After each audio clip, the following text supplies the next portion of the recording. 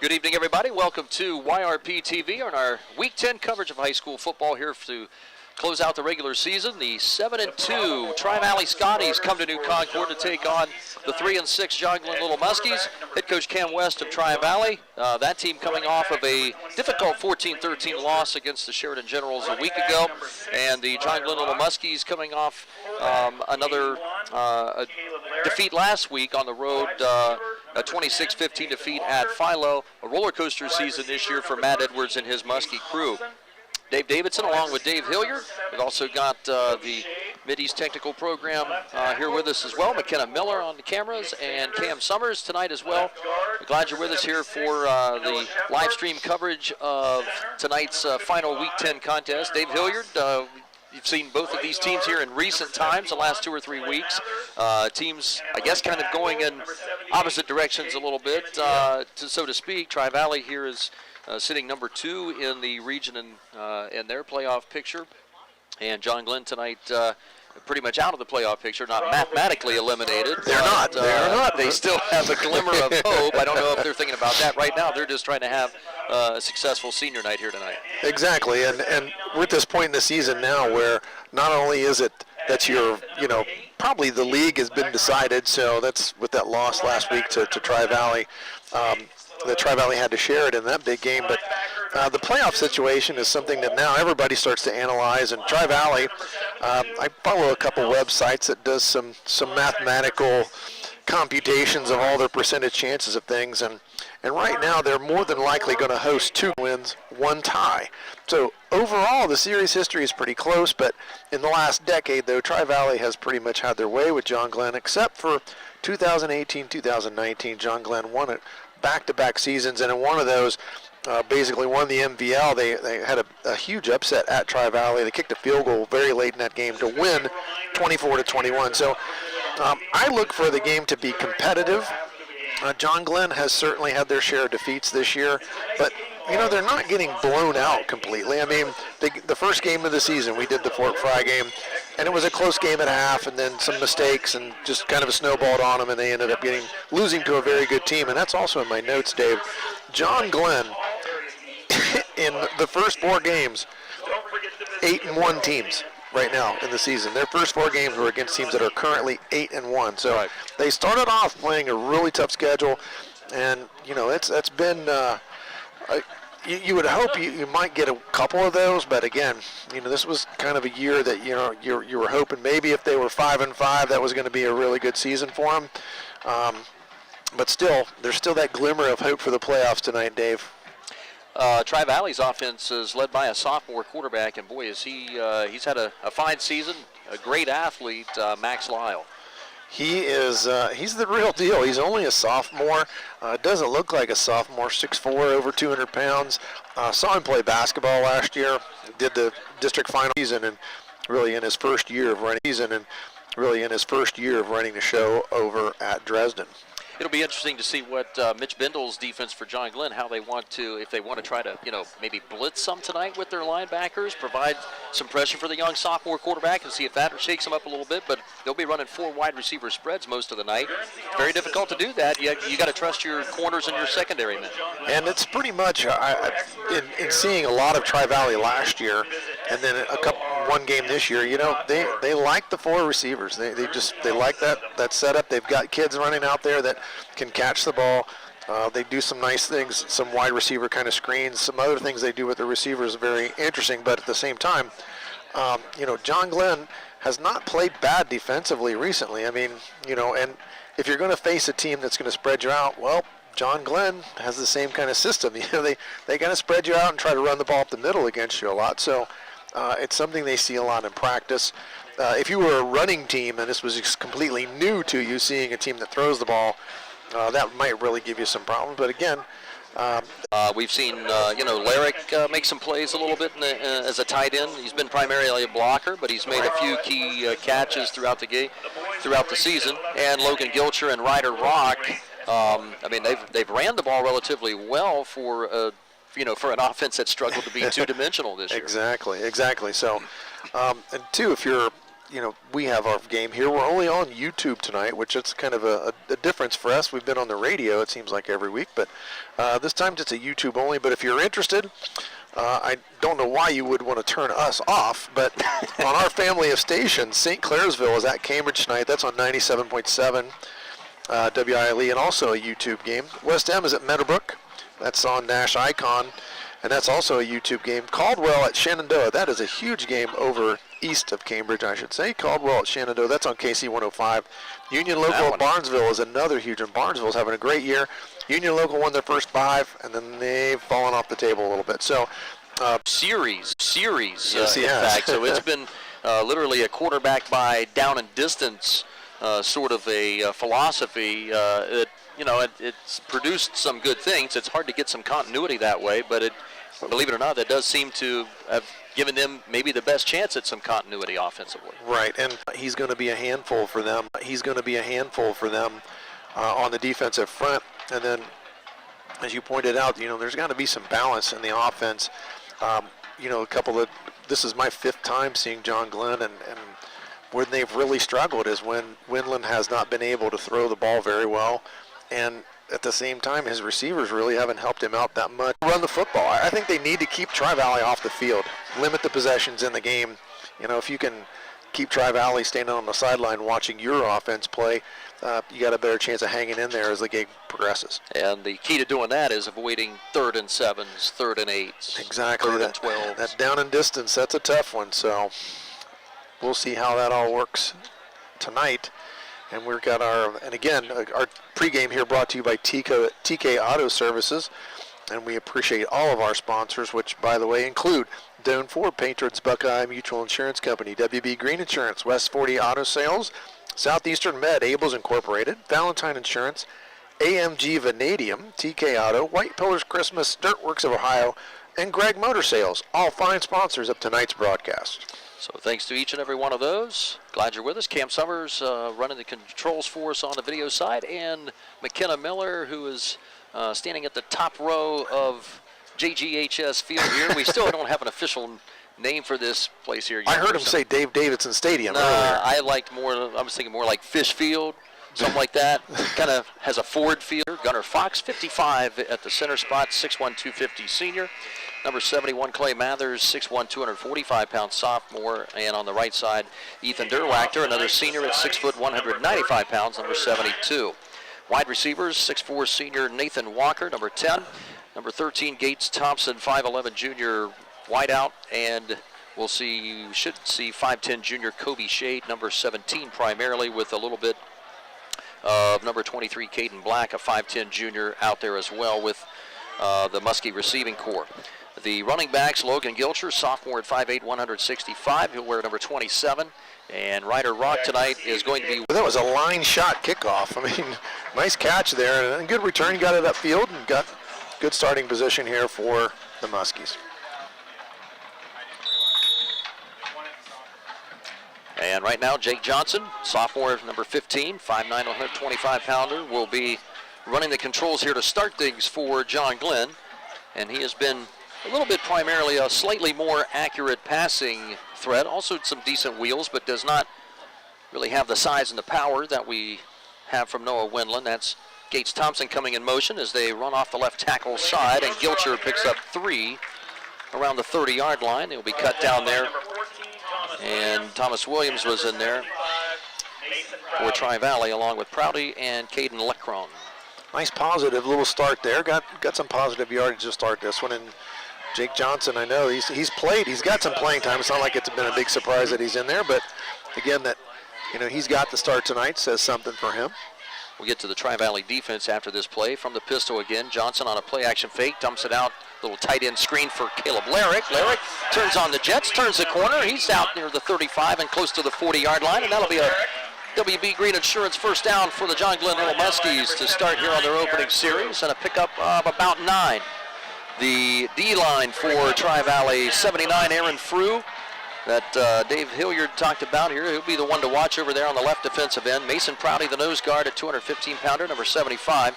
And we see a little different lineup change. We've seen number 8, Caden Leckrone, 6'2", 190-pound senior at the other defensive end. Linebackers, number 16, Cam Carnes. Hansel Holmes, number 22.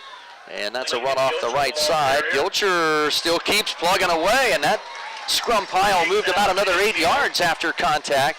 And Gilcher will have himself another first down as he picks up 11 thanks to the big push by Clay Mathers. Number 71 led the charge on that right side of the Muskie line. That's another WB Green Insurance first down to start for the game for the Muskies. Good start to the series. And what a move from Alaric on that nice little pat. I mean, he may have missed. I mean, big kid, nice feet. Good job getting that first down. Ethan Helms, 200-pound senior linebacker on the inside, number 72. Jake Slobodan, number 7. And Gilcher again straight ahead on the carry. He's going to be hit first and pulled from behind by Helms, the linebacker, 72, first to make contact with him after a gain of 3. But Gilcher and that offensive line still surges forward a little bit. Nice pickup on first down when it didn't look like there was anything there. Gilcher's got some hard yards already tonight. That big pile he moved there a little bit ago, and then 3 yards there weren't easy to come by. So good start here for Gilcher.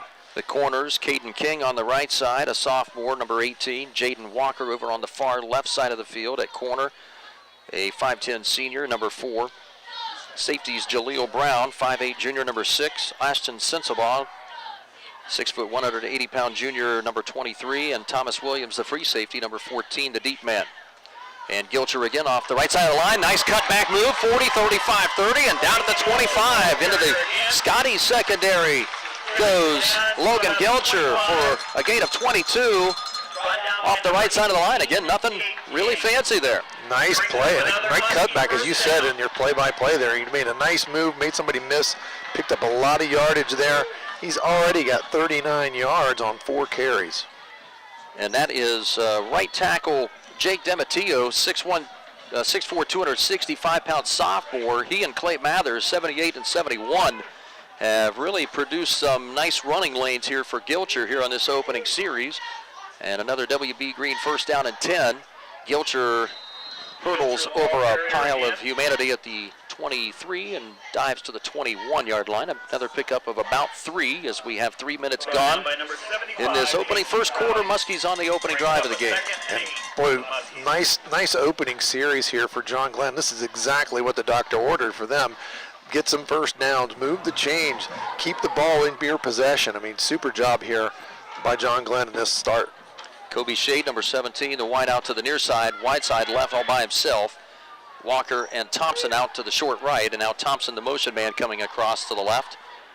And on play action, Johnson looking for the end zone, and he uncorks one to Nathan Walker and had a little too much mustard on that one as Johnson really unloaded a laser on the skinny post to Walker. It's incomplete, 3rd down and 7. And he had him if he just a little bit pumped up there, because that was a rocket. Just a little bit more air under that, but that's an impressive, strong-looking throw from the young sophomore QB. So now really the first long 3rd down situation here for John Glenn. Certainly 4-down territory, you would think for sure. It's the first time they've got into really a tough down and distance tonight here at 3rd and 7.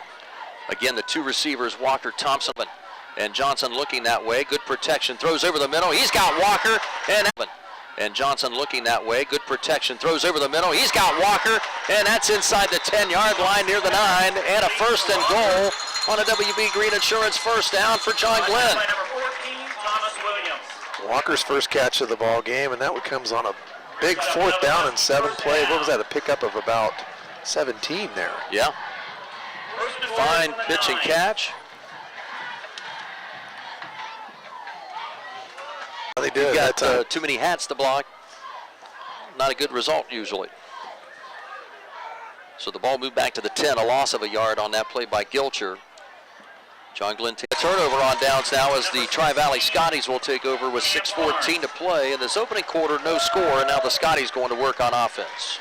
And that's one of those things where you just got to give him a little bit of time, but good pressure there from Tri-Valley, and that's something they've done a really good job of all season. They've really got after the quarterback. Big loss there of about 10 yards. And Sensabaugh, 6-foot junior, and a wide open man is Sensabaugh, and he makes the catch at the midfield, and he is coming down the right sideline, and he will not be caught. Touchdown. We'll step away for just a moment here on White. It's good to just get the ball into some hands of some different people. Exactly. Just to because they're going to be looking for break Walker. the ice. Mm-hmm. Right. Definitely, and it's good to throw it again on the other side of the field. Walker's all by himself. First down. Let's just throw the home run ball. Why Get not? back in this thing. 7 apiece here. 4:28 to go, and a very entertaining first quarter here so far. Our coverage tonight on YPRtv brought to you by WB Green Insurance. WB Green Insurance first down for the Scotties. And now Durst will line up as a back to the right side of the QB. Oh, he's got him again. He's got him again. Sensabaugh's got it at the 30. Got Ryder Rock in the secondary to bite on that pump fake on the in route, and he is gone for another Scotty touchdown.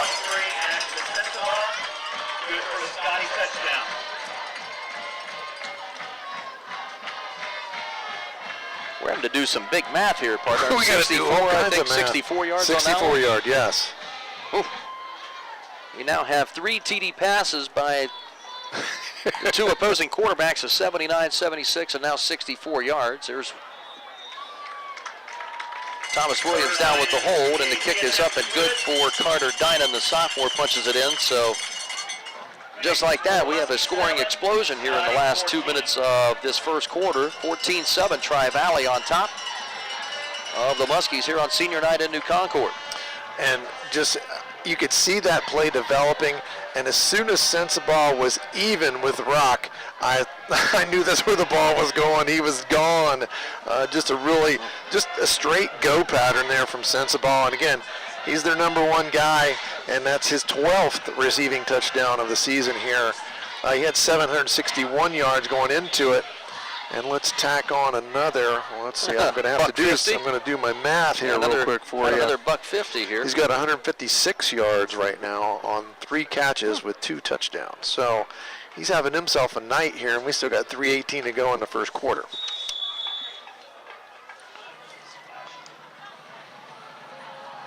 Well, so far in the game, defense optional.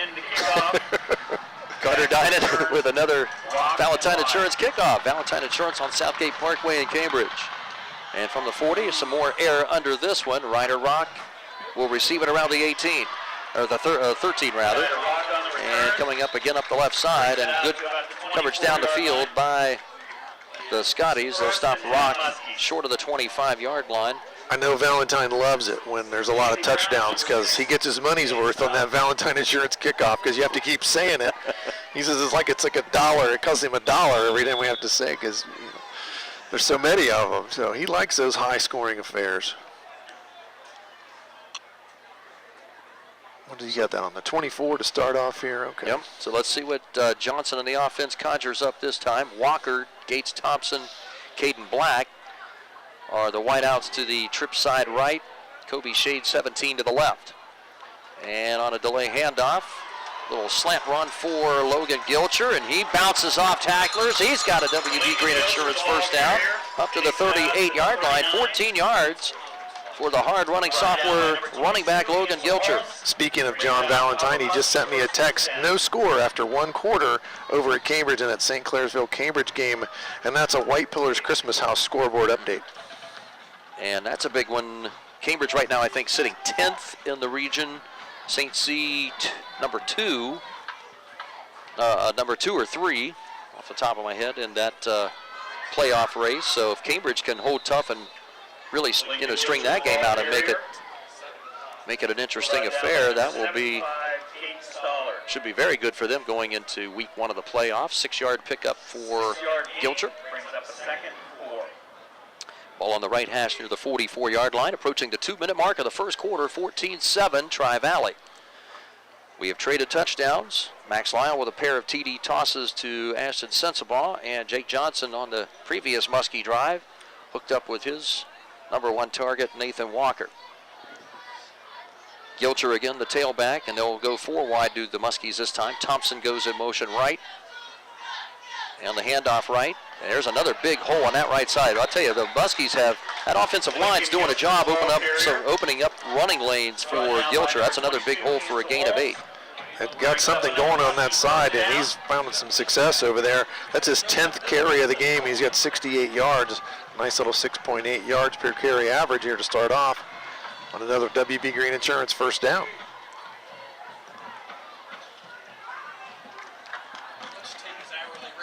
Nick Zanders, Noah Scheffler, Gunnar Fox, Clay Mathers, Jake DeBatillo up front, left to right on that offensive line for JG, and they're doing their job so far. They are moving some people. This time, big Ethan Helms, a linebacker, was one of the first to come in and hit the running back after a gain of 1. Gilcher picks up 1 as the Scotties' second level of defense closed up the holes quickly. And again, I think this is more like what John Glenn would like to do here is, run the football, reduce the number of possessions. I don't want to get in a track meet here with Tri-Valley, which it seemed like there for about a 3-minute span. It was a track meet. For just a moment. They got to find a way to keep Sensabaugh in front of him here if they're going to have any success defending him. Should be the final play of the first quarter, most likely here. Down to 38 seconds. Kobe Thompson comes in motion near side, and the throw goes to Shade. And Shade makes a nice grab. Thompson seals off the inside man just long enough for Shade to pick up about 4, close to 5 on that quick screen out to the wide receiver. John Glenn's going to be, looks like, content to let this first quarter run down to the final 15 seconds. And at the end of 1, Tri-Valley leads Senior Night Muskies 14-7 here in New Concord. Dave Hilliard and I will be back the second quarter of action. Our thanks again to our YPRtv crew of Cam Summers and McKenna Miller and our Mid-East Technical Career Center video crew. We'll send it out here for just a moment. We'll return second quarter of action coming up on YPRtv. ABC Sports presents high school football. This game was brought to you by Doan Ford, Patrons Buckeye Mutual Insurance, WB Green, West 40 Auto Sales, Southeastern Med, Abel's, Valentine Insurance, Wayne's Garage Door, Papa John's Pizza, Galaxy's Pizza, 209 Tire, and Guernsey County Children's Services.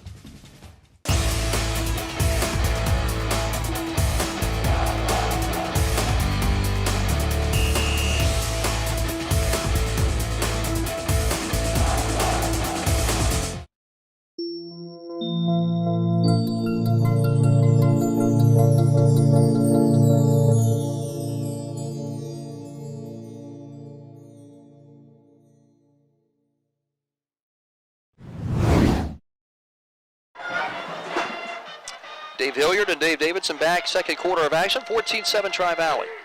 And another White Pillars Christmas House scoreboard update. Union Local leading Barnesville 6-0 right after that game started. And there's a halfback option pass as Ryder Rock came on a sweep to the right side. Tri-Valley closed that up quickly and then dumped it out, so Rock completes a pass to his tight end, Caleb Larrick, and picks up positive yardage and another WB Green Insurance first down. So I don't know if that's exactly the way that, that they had planned that. I don't know if Matt Edwards is scratching his head or not, but it worked out for him and they moved the chains again. I don't know if that's what the design was, but he did throw the football, so he got himself in the passing stats for tonight. So Johnson again remains in at the pistol. Gates Thompson comes in motion near side right. Handoff Ryder Rock, big hole up the center. He started right, cut back to the left. Another WB Green first down inside the 25 at the 24-yard line. Jaleel Brown brings up another Husky first down. Well, another gaping hole in that Another first down running there for lane. John Glenn. So Ryder Rock's going to compile a double-digit carry. Credit that offensive line. They are doing the work so far in this quarter for JG. And this time Rock had that hole closed up quickly and was cut down by Amber Sparks, senior at 5'11", 190 pounds. Might actually lost a little bit on that carry there. Yep, loss of 1. Second and 11 play. This is a situation John Glenn's not been in very often here so far, and that's a good sign. This is not what the down and distance you want, so we'll see what they come up with here. They've had some success running the football, and it's been to that right side, and they've got Gilcher back there in the backfield again here. Rock spelling him with a couple of carries there. Johnson sends Lyric, the tight end, in motion, and will give it off to Gilcher. Gilcher trying to plunge his way through a scrum of bodies, gets 2 back to the 23-yard line. 3rd and 9 coming up as, again, 51 Emory Spikes and a host of Scotties leading the charge defensively.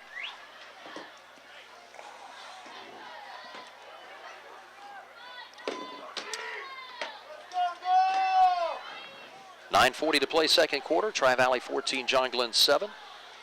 Still plenty of time here, 15 seconds on the play clock. John Glenn being rather deliberate here on this series. 2 wideouts, Thompson and Walker to the left side. Play action rollout, and Johnson had that one knocked down, and there's big 6'5" defensive end Aaron Frew to knock that one down on 5'9" Jake Johnson. And it's really not a bad play because that avoids what would have been almost a certain sack as Johnson had no chance. And there's Frew, and that's really the first time we've called his name tonight. He is a disruptive force on defense for Tri-Valley, and he has been so for the last couple seasons. He's really been hard to handle. He's tough to block. Just a good athlete, does a lot of really good things for them. Just a disruptive presence there. And I believe, I'm just checking my notes here, Frew was first team All-East District honorable mention All-Ohio last year as a defensive end. So definitely a talented young man. Ryder Rock and Gilcher, the 2 sophomore backs on either side, and this Off the time they're going to throwback. snap it to Wendland, and Wendland on the throwback pass makes the catch. Does he have a first down? Is he ahead of the chains? That was Gilcher actually threw that.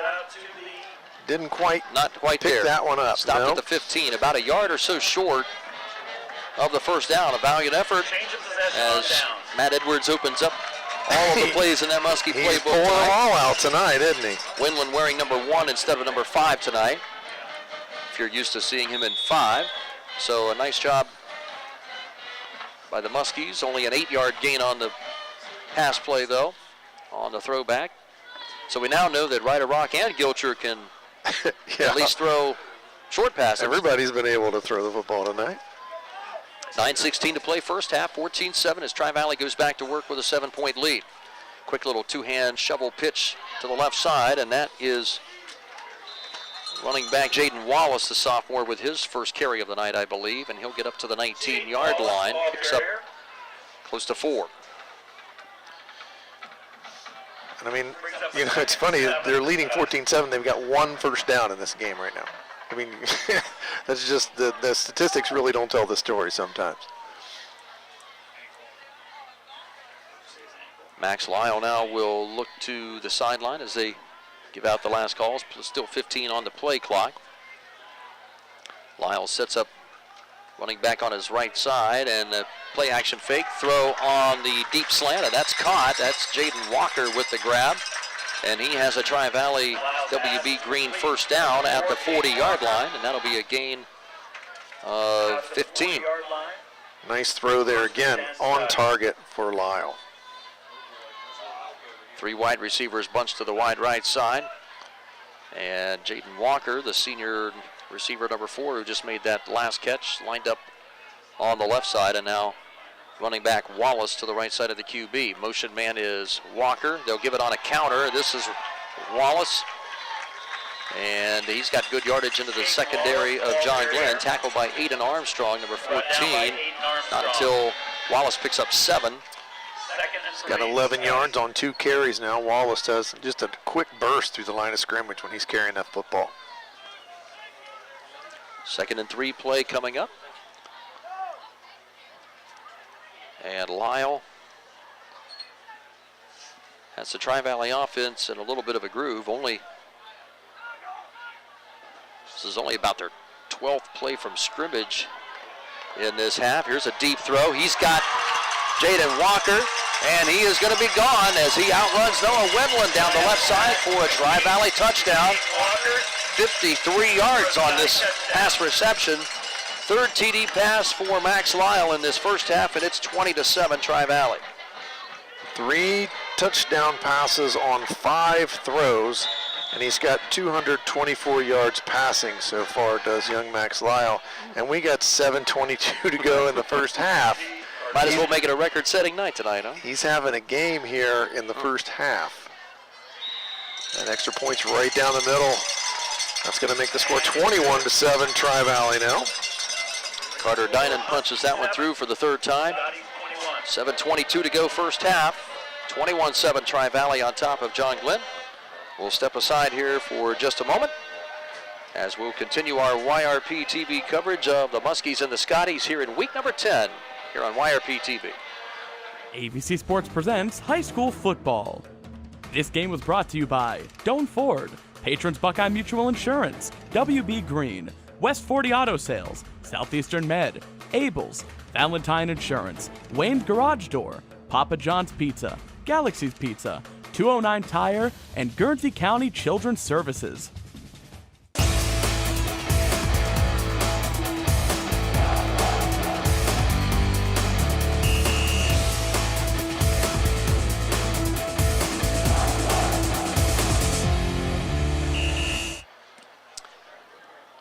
Cam Summers and McKenna Miller on YRP TV, our Mideast digital media program crew, and Dave Hilliard and Dave Davidson. I was saying Logan Gilcher a moment ago.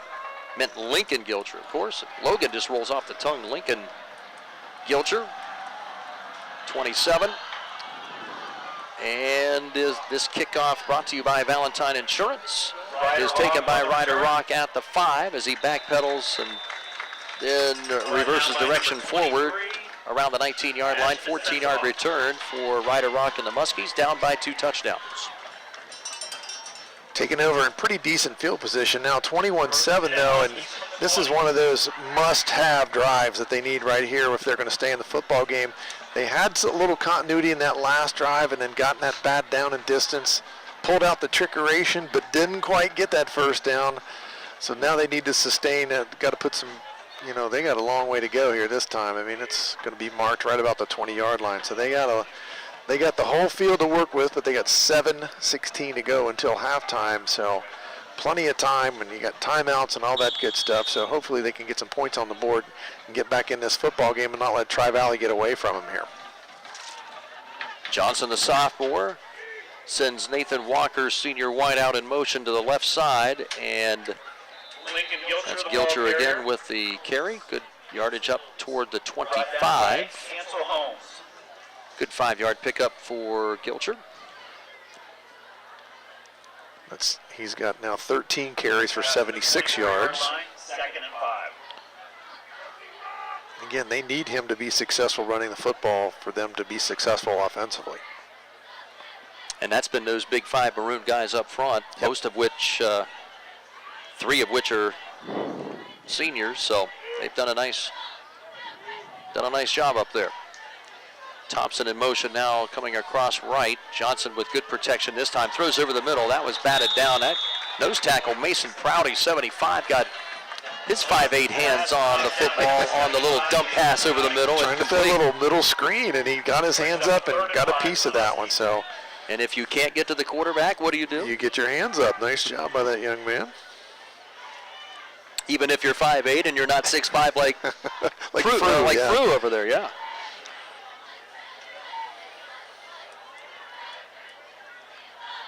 So the clock stop was 6:30 to go. This is a key 3rd down. 3rd and 5 now for John Glenn, deep in their territory at the 24. 4 wides. Walker comes in motion near side right. Johnson on a pump fake. Now throws it back to Caden Black. Black trying to run a little screen away from the Trips receivers, and only a short gain, a gain of 1. Pass is complete to number 23. They tried to make it look like they were setting up some kind of screen over here to Walker, but just wasn't happening. And 4th and 4, looks like he's going to go ahead. Yeah, he's going to go ahead and punt this one. It's a little bit too deep, and you're still in striking distance here. And if you give Tri-Valley the ball on their own, on your 25-yard line, that's pretty much just sealing your fate. So probably a good move here. Hopefully Walker can get a good punt and get him out of this change field position a little bit. Snap back to Walker, and Walker sends a beauty. And Jayden Walker will have to let that one go, and it'll roll back to the Tri-Valley 35 where it's down by Caden Black. Great kick, nice height on that one, no return. Good job from Walker to try to, even that field position game out a little bit. 41-yard punt, no return for Nathan Walker. He doesn't get the credit he deserves in that part of his game too. He's really been You know, they ask him One to of the do a key lot of elements in stuff. changing field position. They Yeah. ask him to do a lot of stuff, and he's more than adequately taken over for Emerson on that punting duties. Yes, he has. 5:37 now, a 21-7 lead for Tri-Valley as they took over on offense again. And Max Lyle will give it off, and that is Connor Sensabaugh of John Glenn. We have a Sensabaugh with an I. That's Sensabaugh with an A for John Glenn, the middle linebacker, number 45, with that big tackle on the running back, Jaden Wallace, the sophomore. No gain. He got nothing there, exactly. Or excuse me, that was Drake Durst. Durst back in, 21, not 31. So Durst with 0 on that. 3 wide receivers for Max Lyle's Scotty offense. Wallace to the near side, number 4. Lyle with a 3-man rush, and they were ready for that screen, but John Glenn just unable to get out there with it.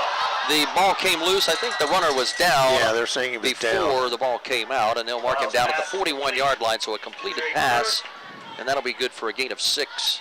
The line judge coming up there definitely was saying that he was down. So a 3rd and 4 now, approaching 4.5 minutes first half. Tri-Valley up by 14. Tanner Whiteman, 64, is a defensive end. He's in there with Blandon Baker and Ethan Derwachter right to left across that 3-man defensive front, trying to provide some pressure on the sophomore QB. Trips receivers right.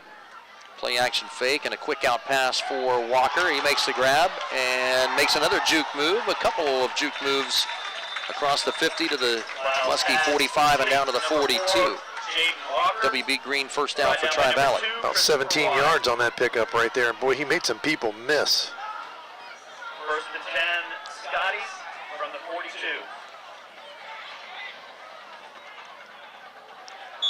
Number 19, Tanner Newton, junior wide receiver. Number 19 is in right now for Tri-Valley head coach Cam West. And was that an official's timeout, Dave? That was an official's timeout for something. It wasn't going to take very long. The Tri-Valley kids were coming over to the sideline, and they waved him back out there. So, and we roll the time again under 4 minutes. So Tri-Valley now, after a couple of pass plays here, have moved the chains. John Glenn's defense has to stop the bleeding here in the second quarter. And the handoff to Durst starts up the center, now busts out left side near another first down at the JG 31, and he'll have it after a gain of 11. Number 72, Ethan Derwachter with a tackle, but nice run from Green Durst right there. Just that was all individual effort from Durst there to pick up that 11 yards and another first down.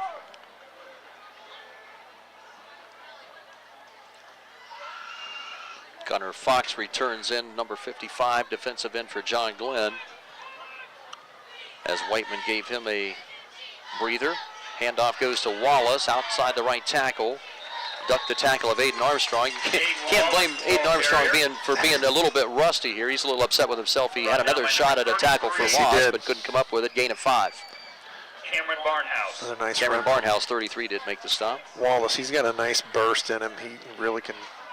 He puts his foot in the ground and he makes some moves and got something really out of nothing. Made somebody miss, and he's got 16 yards on 3 carries. Under 2.5 minutes to go. 21-7 Tri-Valley looking for more. Lyle now flushed out of the pocket by Barnhouse. Derwachter hits him as he throws it, and it's incomplete down the far sideline. Lyle's pass is incomplete. Christopher Wise was in coverage for John Glenn around the 15-yard line, and the intended receiver Dave, to be Tanner Newton. First incompletion of the game from Lyle. He was 7 for 7 there. Now he's 7 for 8. What are we going to do with him? And when it's not like he's dinking and dunking here Yeah. either. 3 TD passes for Lyle of 79, 64, and 53 yards here in this first half so far. 3rd down, 5 yards to go. And Lyle out of the pistol fakes the handoff. He's under some heat, and he's going to take a hit and be brought down. Nice pursuit by the JGD line. Blandon Baker came in and finished him off. And it was Connor Sensabaugh who made the first contact on the Tri-Valley QB. That loss of about 5 there. So 4th down and 10. And as I said before, you're going to see Cam West. He always likes to roll the dice on 4th down. So they're going to go for it here. A lot of cushion out here, too, on the receivers. Sensabaugh in particular, there's about 12 yards of cushion there between. Now it's going to be longer. There's our first penalty flag of the game. Illegal procedure on Tri-Valley, going to bring up 4th and 15. And I would give some more cushion. I'd play back to the, give them about 10 yards, let them catch it, but make sure you come up and make the tackle. But boy, that's where I'd maybe try to get the ball to Walker. Walker in space. Well, Walker's going to come out and looks like go man-to-man on Sensabaugh 23. Lane Hall is out here on Thomas Williams. He's on Walker on the other side. Yeah, Jaden Walker's been the number 2 target. Winland matched up on him. We're going to have a timeout taken by Cam West and the Scotties here in this second quarter. 1:25 to go. 21-7, and the Scotties facing a 4th down and 15. We'll step away here for just a moment on our YPRtv coverage of the Scotties and the Muskies in week number 10. We'll return in just a moment. Tonight's 50-50 is worth $224. The winning ticket is 5. We all right, Cam? 1, 8, 8, 5. Again, the winning ticket is 5, 1, 1, 8, 8, 5. If you have that winning ticket, please bring that to the press box.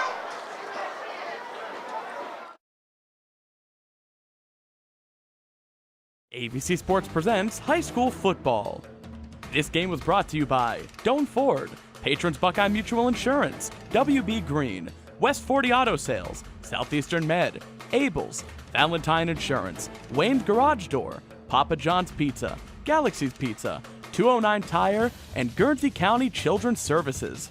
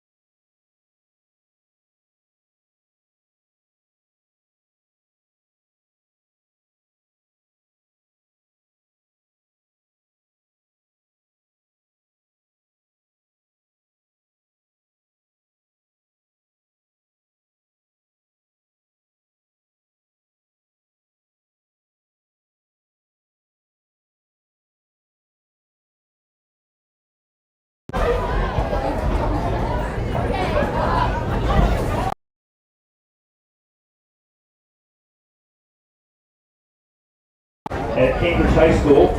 The boys race is at 11:45 a.m.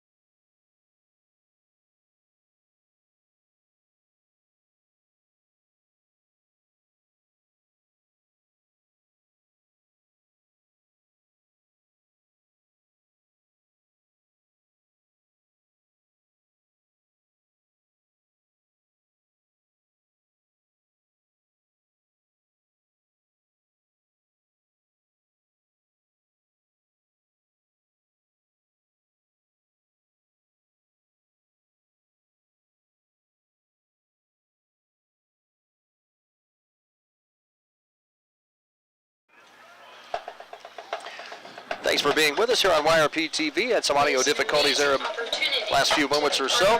21-7 halftime score. Tri-Valley on top of John Glenn. 3 TD passes for Max Lyle of 79 and 64 yards to Ashton Sensabaugh, and a 53-yard TD pass to Jaden Walker for Tri-Valley. Jake Johnson answered with a 76-yard bomb to Nathan Walker. So all 4 touchdowns here. Dave Hilliard plays of 50-plus yards in this first half of play, 21-7. John Glenn's kind of got off to a nice start. Offensive line's done its job. They have provided some running lanes. The running game's been there, just a little bit, again, some more consistency in the air game. And, they've had their chances. And again, it was, we had some difficulty here with the audio on our broadcast, and we really appreciate Cam Summers down there working so hard to get everything straightened out for us. But again, John Glenn made a big stop down here right at the end of the first half. If Tri-Valley scores and goes up 28-7, and then gets the ball first coming out of the locker room here, that's pretty much, that could be game over. So big stop there from John Glenn to get the, they turned it over on downs. They forced that penalty on Tri-Valley there late, that intentional grounding on Max Lyle. Probably the only thing that Max Lyle's done that's wrong the entire night here so far, but kept that score 21-7 and still within reach. But again, coming out of the locker room here in the second half, John Glenn needs a stop right off the bat on that Tri-Valley offense again. So if you take away the big pass plays, 2 or 3 plays here and there, John Glenn basically is statistically outplayed Tri-Valley offensively and most everywhere else. In terms of the rushing game, so some statistics here for Tri-Valley rushing the football. Durst, he's got 5 carries for 13 yards. Wallace has got 4 carries for 18 yards. Lyle has 1 carry for -5, and Walker's got 1 carry for 4 yards. So, rushing yardage there, they've only got 30 yards rushing. So, they're doing the job stopping them running the football. Now, I'll get to the passing stats here. This is a little different. All right, Max Lyle is now 9 for 11 for 274 yards and 3 touchdowns. And that's in one half, 274 yards and 3 touchdowns. He's having himself a nice half. Walker's got 3 catches for 85 yards, and he's got a touchdown in there. Sensabaugh's got 4 catches for 174 yards and 2 touchdowns. Durst has got 1 catch for 6. Newton's got 1 catch for 9. So, Sensabaugh and Lyle, and that's been the dynamic duo all season. Lyle's been, his main receiver has been Sensabaugh throughout the season. He came in, Sensabaugh had 761 yards and 10 touchdowns coming into it. And he's added to that, he's almost at 1,000 yards receiving here for the season. And then he's also got 12 touchdowns now as well. So for John Glenn, Gilcher has run the ball 13 times for 76 yards, and that's what they need from Lincoln Gilcher. He's got it, he needs to get some yards on the ground. 100 yards rushing, I know that's kind of one of those milestone things, but he's got 76 here at half. That's something that they're going to need from him. They need more rushing yards. Ryder Rock with a couple of nice carries in there. He's got 2 carries for 11 yards. Throwing the football, Johnson, 8 attempts, 4 completions. He's 4 for 8. A couple of those were rushed. He had some defensive pressure on him. One was just not really a good throw, but he did connect with Nathan Walker on a really nice play there, and that was what was that scoring play? How many yards did we have that one for, Dave? 76-yard pass to Walker, so I got to add that one into his stats. I didn't put that one on here, but I got Walker with 2 catches for 89 yards. Shade's got 2 catches for 10 yards. Larrick's got 2 catches for 15 yards. Windland has a catch for 8 yards. So those are the people doing the main damage there for John Glenn. But again, just a little bit more consistency on offense there. They had a really nice first series where they drove down the field and, didn't get points out of all that, but still just a really nice series they had.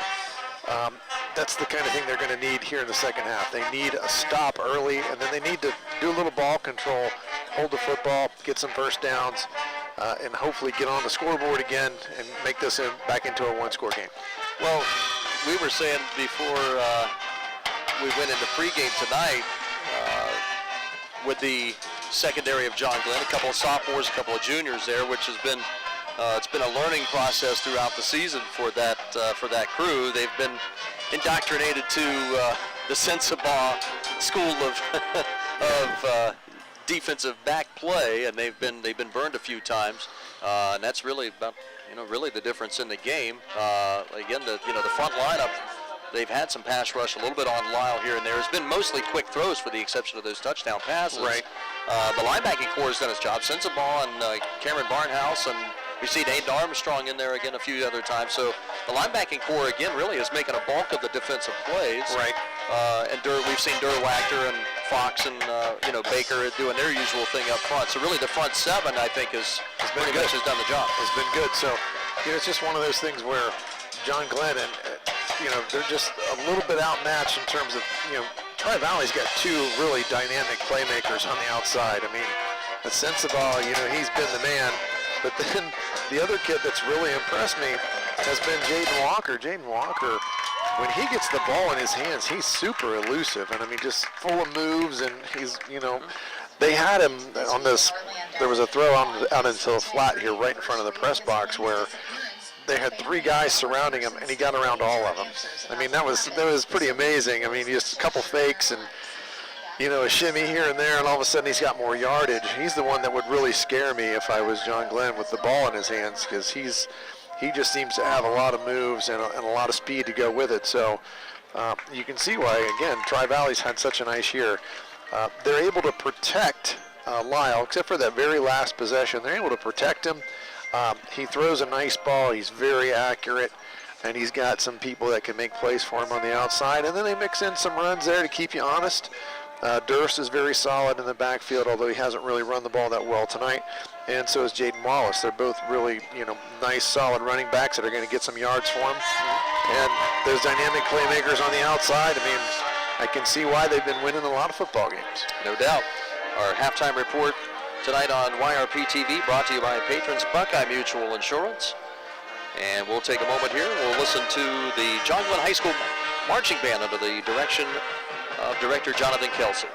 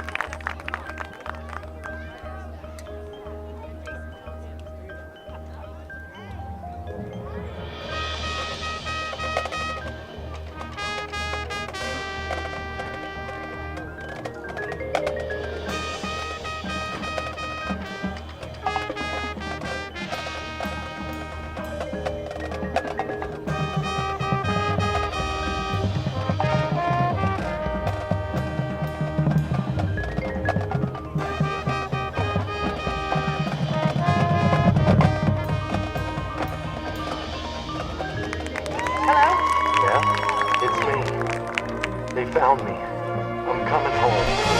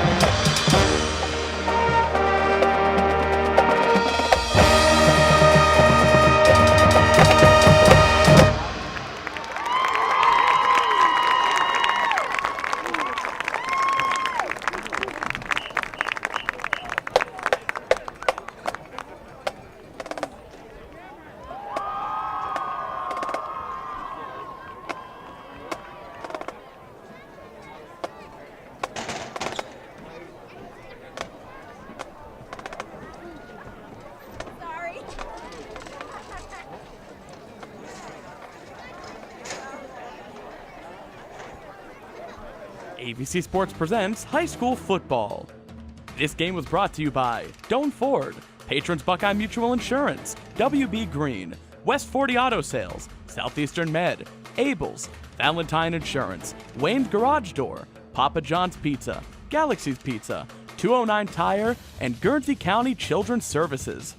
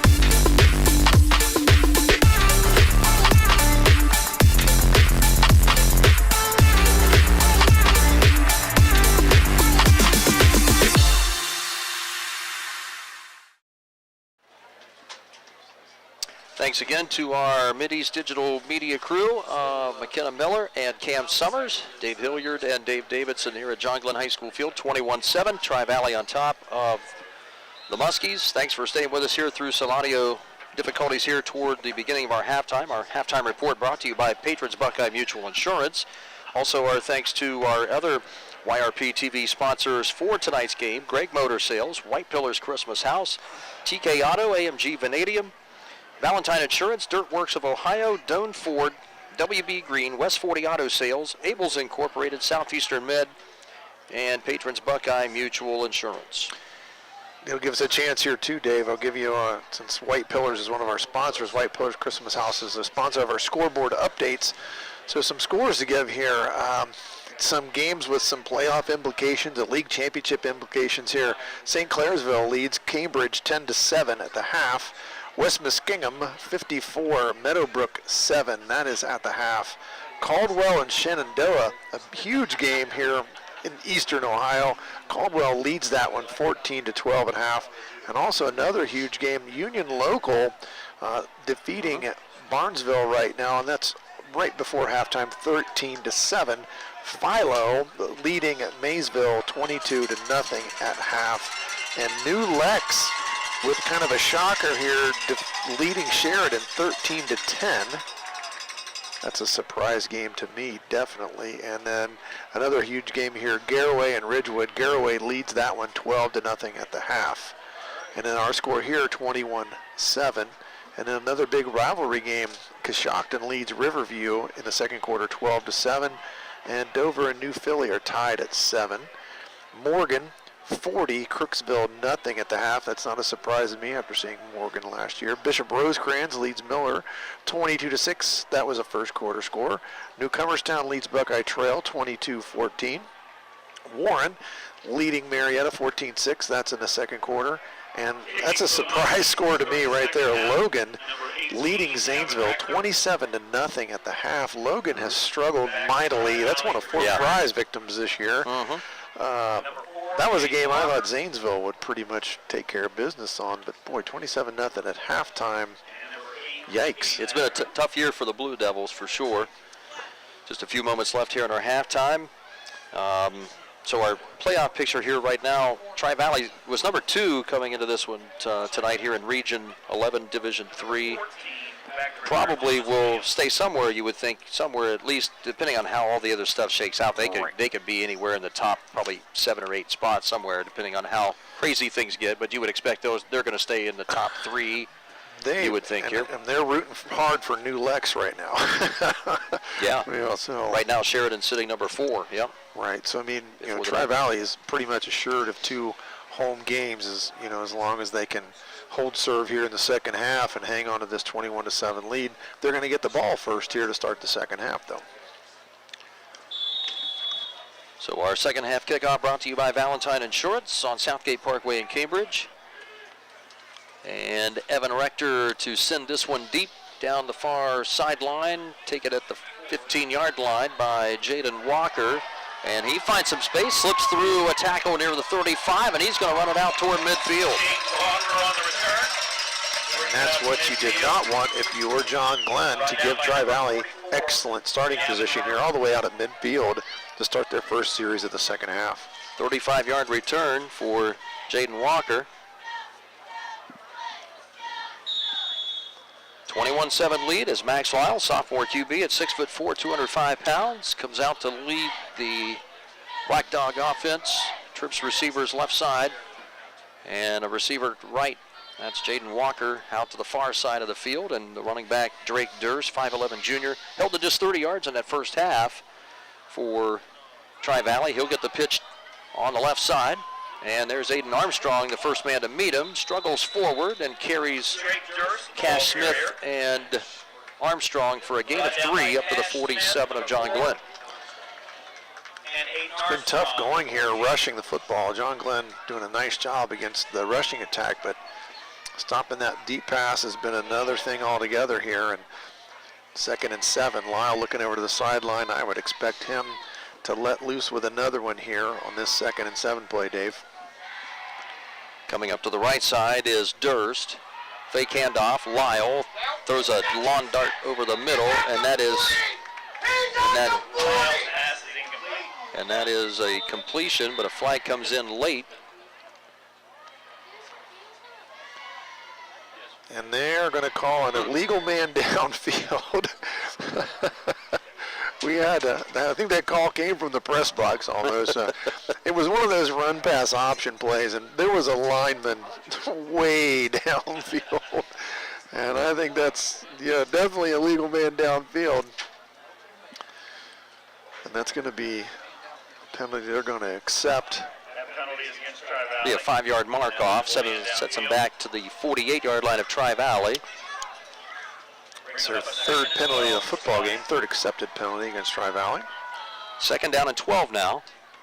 Offensive line of Gavin Spiker, Drew Hines, Mason Prouty, Ethan Helms, Aaron Frew up front for the Scotties O-line. And from the pistol again, Lyle on a 2-hand toss to Durst to the right side. And there's a great open field tackle. There's Cameron Barnhouse. Haven't mentioned his name quite as much tonight defensively as what we're used to, and he nails the running back for no gain. Nice job there coming up and making the tackle for little or no gain at all. So nice play there from Barnhouse. Going to bring up 3rd and long for the Scotties. Ethan Derwachter, Blandon Baker, Gunnar Fox, the front 3 for the Muskie defense. Cameron Barnhouse wearing 33 tonight instead of his usual 3. Connor Sensabaugh, 45, Aiden Armstrong, 14, and Cash Smith, number 4. Walker is there as an extra defensive back, and back to throw it is Lyle, and fires one, and Noah Winland knocked it down with the good coverage on Jaden Walker. That's about the tightest coverage we've seen a DB tonight for John Glenn on a Tri-Valley receiver. Yes, it is. It's great coverage, and they got the stop that they needed there. Tri-Valley with great field position, but can't do anything with it. John Glenn did what they needed to do to start this second half. They forced a 3 and out there, a little bit aided by the penalty, so punting situation here for Tri-Valley. First punt of the night for Ashton Sensabaugh, 6-foot junior. It's a good snap, no pressure. John Glenn trying to play for a return. This is a very high, short punt. It will bounce at the Muskie 24, and Walker will take it on the run, and will get around the 23-yard line or so with forward progress, as he was held up immediately there by the Sparks and Nathan Better, a junior down in coverage for Tri-Valley. 10:16 to play 3rd quarter here, Dave Hilliard, and the Muskies on offense for the first time in half number 2. That really just surprised me there, because Walker let it drop, and then all of a sudden he just decided, I think I'm going to go get it. So he scooped it up and got ahead a little bit for it, but 20-yard line there, 1st and 10, and John Glenn now, they've got their stop. Now they got to convert on offense. Jake Johnson, sophomore, number 15, remains in at QB, 5'9", and he pumps a throw, and that one is airmailed over the head of Nathan Walker, as 3 Scotties were flying out there. Walker, Jaleel Brown, number 6, and Jake Slobodin, number 7, all out there to greet Walker had he had a chance to haul it down. 2nd and 10. He's now 6 for 11 for 108 yards. Kobe Shade and Gates Thompson. Wide outs to the left side. Now Thompson comes motion behind Larrick, the tight end, 81. And the handoff, Lincoln Gilcher pounds his way up the right side of the line. Forward progress doesn't get him much, maybe a yard. Brought down by number 75, Mason They're Rowley. actually going to mark him right at the 20, so there's pretty much nothing happening there. A no gainer for Gilcher. And now a 3rd and 10, which has not happened all that often here for John Glenn tonight. That's been one of the bright spots. Big play in the ball game here.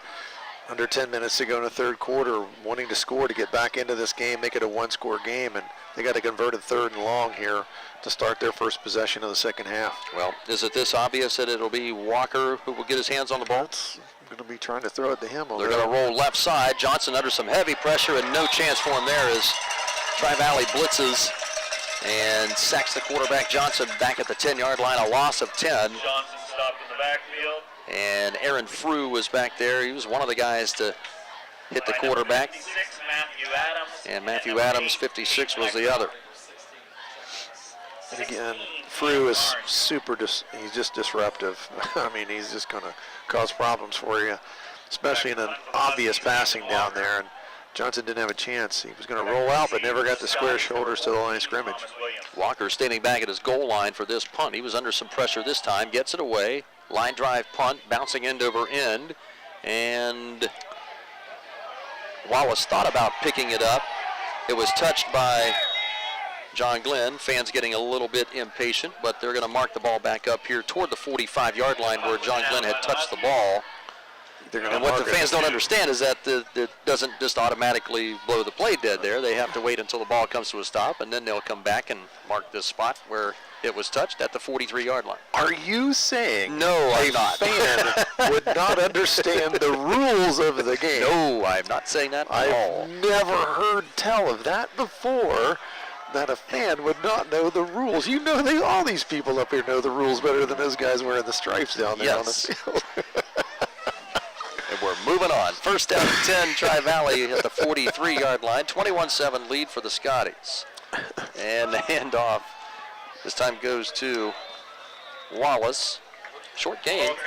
Again, nice job. In fact, no gain, in fact. There's Cameron Barnhouse there again. Landon Baker, and they combine on the stop. Nice job by that interior line again. Just stopping the running play for little or no gain. 2nd and 10 now for Max Lyle's offense. Jaden Walker, number 4, all by himself out there to the wide right side of the field. Sensabaugh, Thomas Williams, and Tanner Newton to this near side. There's the run as Walker gets loose again. There's that elusive running from that wide receiver, Jaden Walker. So a gain of about 12, 13 in fact, on the pass reception to Walker, just on that little quick, I don't know what you want to call that, almost a middle screen sort of a play, but Walker gets loose into space, and it's trouble. That's a WB Green first down for the Scotties. You know, as soon as he had a little bit of a convoy out in front of him. He had space, he had blockers, and that was going to be a big gain. First down and 10, Scotties at the 44 of JG. Handoff to Wallace. Again, a short gain, 1 yard up to the 43-yard line as Blandon Baker, the big 280-pound senior on senior night, plugged up that hole nicely. Good job there. Only a short pickup there on first down. Clock approaching 7 minutes in this third quarter. Scotties up by 14, 21-7 here in the third. Got Windland over there on Walker on that far side. Wallace now steps up to the right side of the QB as Lyle drops deep to receive. They're trying to set up a screen for Wallace. They get it out to the right flat, 45, 40, 35, and bounced by Cameron Barnhouse around the 32 of John Glenn. That will be enough for a WB Green first down. And the chains will move after a gain of 11. First and 10 for the Scotties. And now Drake Durst returns at running back as Wallace will leave. Completing that screen pass. Is that his first reception? That's his first reception. That pushes Lyle all the way up to 298 yards passing. Wow. He will have a healthy day before this one is over. There's a pitch out to the right side. That's Drake Durst. Slips around one would-be tackler at the 30 and scampers to the far sideline of the Muskies around the 25. They'll down him at the 24. Brought down by number 22. And that'll be a gain of 8 more. Brings up a 2nd and 2. Sensabaugh going to get a breather now as 45 leaves the field for the Muskie defense. Cash Smith will come in as the linebacker to replace him. Good to see Aiden Armstrong in there, 14 in his senior year after missing most of this season here with injury. There's a deep ball, left side, Lyle. Beauty. Wide open man is Jaden Walker, and that's another Tri-Valley touchdown, the 4th of the night for Max Lyle. And that is good for 24 yards.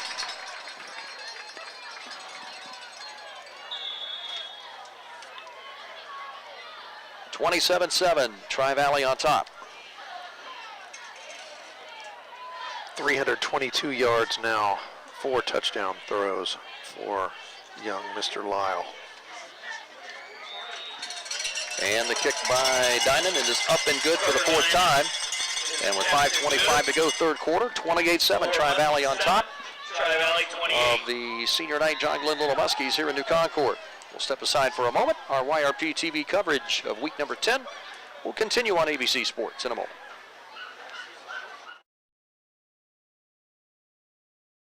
ABC Sports presents high school football. This game was brought to you by Doan Ford, Patrons Buckeye Mutual Insurance, WB Green, West 40 Auto Sales, Southeastern Med, Abel's, Valentine Insurance, Wayne's Garage Door, Papa John's Pizza, Galaxy's Pizza, 209 Tire, and Guernsey County Children's Services.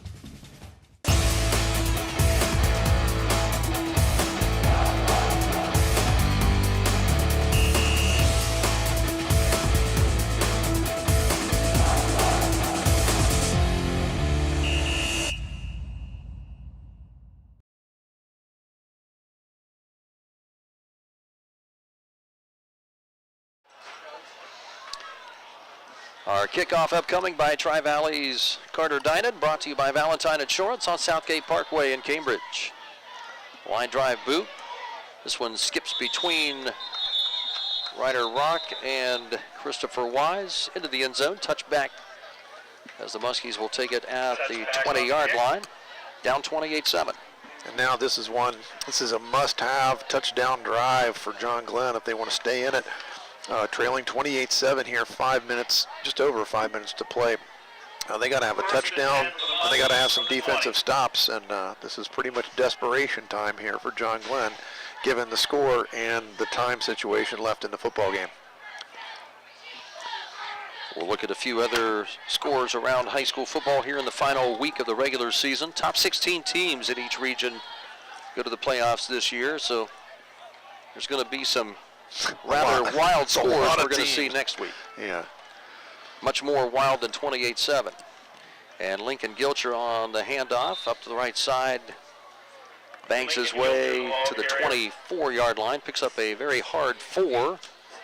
Gilcher's been a tough customer all night long, though. He's ran hard. The offensive line's performed well, and he's creeping a little bit closer to the century mark tonight. He's got 80 yards now. It's 15 carries for 80 yards. Just some of it's been pretty tough. He's had to really work for a lot of it, but doing a nice job running the football.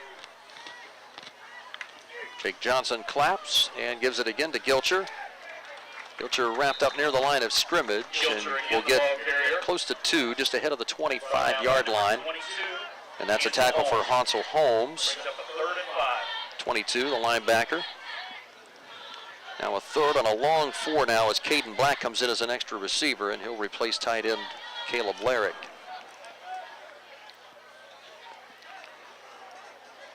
So these are throws here really for the future here for Jake Johnson. Yes, this is valuable experience that he will get here for his junior season next year. I'm going to be watching Frew on this play. Gates Thompson, Frew's being blocked fairly well. Johnson rolls that way, finds Thompson, hit him in the hands around the 32-yard line, but couldn't come up with it. It's not a bad throw by Johnson right there. That's one that probably the receiver should have had. And that's one we talked about earlier in the season. Your receivers got to help you out a little bit on here. And he just didn't get the catch made there. And John Glenn going to go ahead and punt. White Pillars Christmas House update, scoreboard update.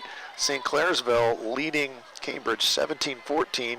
10-16 to go in the third quarter. So Cambridge hanging tough. Good football game over there tonight. Cambridge has a really nice quarterback as well. Caden Moore's he's a good thrower of the football as well. He's just as good as Lyle winging it. Mm-hmm. And a good catch by Walker on that high snap. He pulls it down and punts another beauty away as this one watermelons for another 15 yards all the way back to the Tri-Valley 20. And Kobe Shade trying to provide a little bit of an updraft to bring it back to the 19. He got all of that one, kind of like you do on the golf course when you're driving the ball, Dave. You got all of that one. He got all of that one. Just like I'm sure Coach Eric Scheck gets all of it, too, when he's out on his daily round during the summer. You're going to pull out all the jabs now, I'm pulling all of them out. It's week 10, by golly. Oh, boy. Coach Scheck, he said he was going to be listening or watching and listening with his son tonight, so shout out for him. We'll see him. You'll see him as, one of the bad guys soon. So. No, not at all. Not at all. We like them all. They just don't always like us. Hand off to Drake Durst. Durst back to the line of scrimmage. And they'll give him forward progress to the 21, about 2 yards, we'll say. Again, nice run defense there on the interior from John Glenn. They've done a nice job of that all night long. Durst just hasn't had that much space inside. Tri-Valley will take its time and burn some time off here. Leading by 3 touchdowns, 28-7. And this will be Durst again. Off the left tackle, was hit initially. Scampers up ahead, pulled down by defensive lineman Clay Mathers after a gain of about 3. John Glenn could use a stop right here. They have not held Tri-Valley to many third downs, and in fact, really, Tri-Valley has not had a ton of third downs tonight. They really have not. It's been big play strikes for them, and they've been getting chunk yardage on first and second down, so opportunity for the defense to get off the field if they can get a stop here on 3rd and 4. Durst comes up to the left side, 4 wide receivers, good protection for Lyle. He got all time, and he throws over the middle, and that's caught by Tanner Newton at the 36-yard line, and he's pulled down there by Ryder Rocket Company, but not until a first down pass of 10. Ryder Rock on the stop, brings up a first down for the Scotties. WB Green first down and 10 now for Tri-Valley.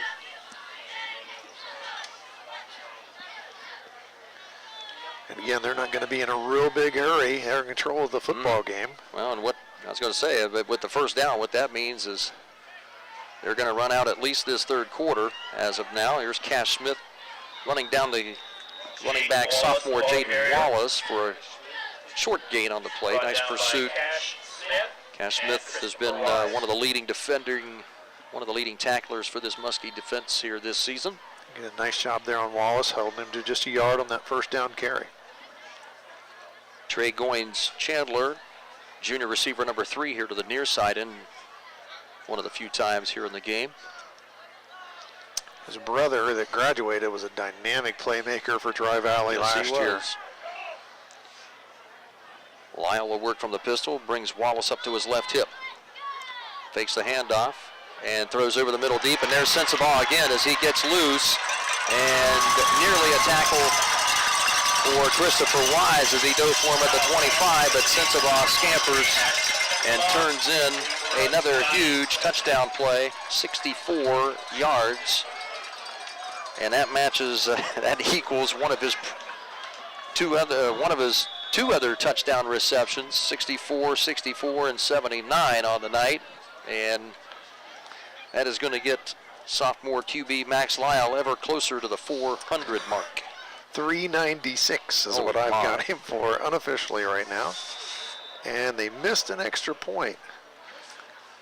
So the PAT no good from Carter Dinan. And with 1:10 to go third quarter, Tri-Valley 34, John Glenn 7. And we'll step aside for a moment. Be back after this on YPRtv as our Week 10 coverage continues on ABC Sports in a moment. ABC Sports presents high school football. This game was brought to you by Doan Ford, patrons Buckeye Mutual Insurance, WB Green, West 40 Auto Sales, Southeastern Med, Abel's, Valentine Insurance, Wayne's Garage Door, Papa John's Pizza, Galaxy's Pizza, 209 Tire, and Guernsey County Children's Services.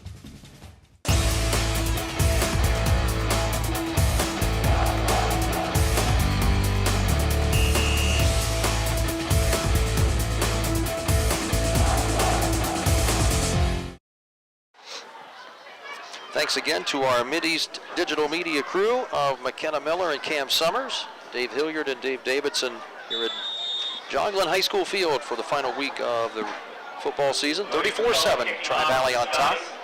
Kickoff coming, brought to you by Valentine Insurance.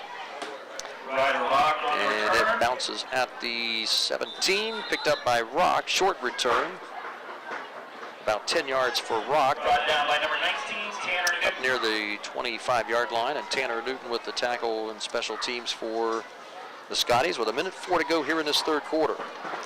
I've got Sensible now for 238 First and 10 for the Muskies receiving yards from on the 5 25. catches. That's That's a solid night. That's 47.6 per catch. That's pretty good. That statistic brought to you by a retired math teacher.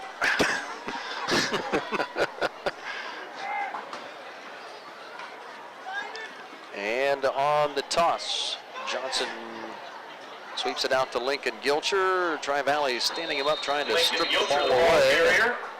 Gilcher with two hands on the ball just keeps mashing it forward near the 30. Again, really nice effort from Lincoln Gilcher. Picking up about 6 there when he really should have been stopped and got to the ground a lot sooner, but nice job keeping his feet moving. 5-yard pickup for Lincoln Gilcher. Down to the final half minute of this third quarter. Gilcher again got bottled up. Offensive line got stood up around the line of scrimmage. Gilcher does fall forward for a yard at the 31-yard line. And the stop there by Emery Sparks, senior linebacker for Tri-Valley, and that'll should bring us to the end of the third quarter. Tri-Valley will force John Glenn into a third and a long 3 at the end of quarter 3 when we come back. John Glenn trailing Tri-Valley 34-7 in week number 10.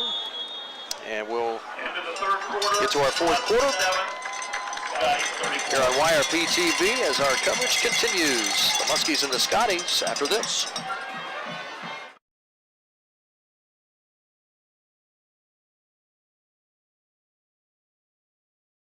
ABC Sports presents high school football. This game was brought to you by Doan Ford, patrons Buckeye Mutual Insurance, WB Green, West 40 Auto Sales, Southeastern Med, Abel's, Valentine Insurance, Wayne's Garage Door, Papa John's Pizza, Galaxy's Pizza, 209 Tire, and Guernsey County Children's Services.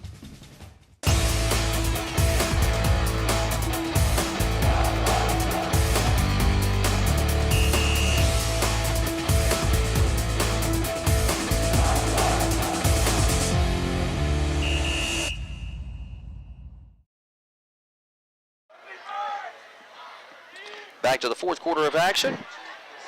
John Glenn now facing a 3rd and 4. Johnson quick throw. That was tipped at the line of scrimmage, and it will fall short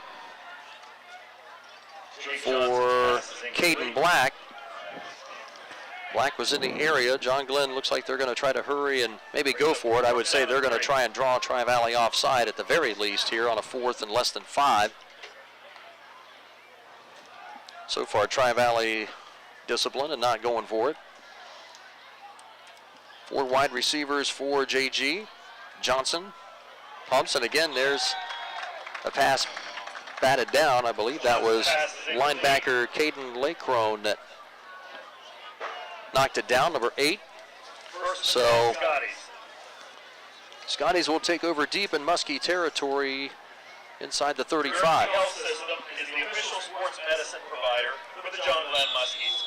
For expert expert care when and where you need I it. don't know if we're really going to see Lyle throw the football again. I mean, he's got 396 yards. They're comfortably ahead in this one, 34-7. If I'm them, I just want to run the clock and get out of Dodge healthy. For sure. And I'm guessing that probably, well, Tri-Valley's only going to play with 4 linemen. That's not going to work. Lyle was not happy. Well, not well. Yeah, not well. And that's one of their starters. Well, not now. He's coming out of the game. Well, if that's the worst thing that happens to the Scotties tonight, that's a pretty good night for them. Yeah, no joke. A little bit of a mental mistake there. Probably just wasn't anticipating a turnover on downs at that part of the field. So Tri-Valley going to set up shop right on the 32-yard line of John Glenn here. In control of this one. 34-7, they lead with 11:52 to go. I see you're updating your scoreboard there. Yeah, I am. We'll look at that here in a moment. Let's start thinking about our Dirtworks of Ohio drive of the game here, partner. We'll go to that after this play. All these drives. I was going to say, all these drives have been 1 or 2 play drive. I mean, it's not 60 yards in the air. Yeah. And now they've got all 5 linemen in right now. Play action fake, and that pass to Sensabaugh is deflected away. Cash Smith, I think, was the man who got a hand on it. Knocked it down over the middle. So Lyle going for the 4 Bills mark tonight. As you said, unofficially, you have him at 396 passing right now. I don't know if he or the coaching staff knows that, but I'm guessing they have some idea.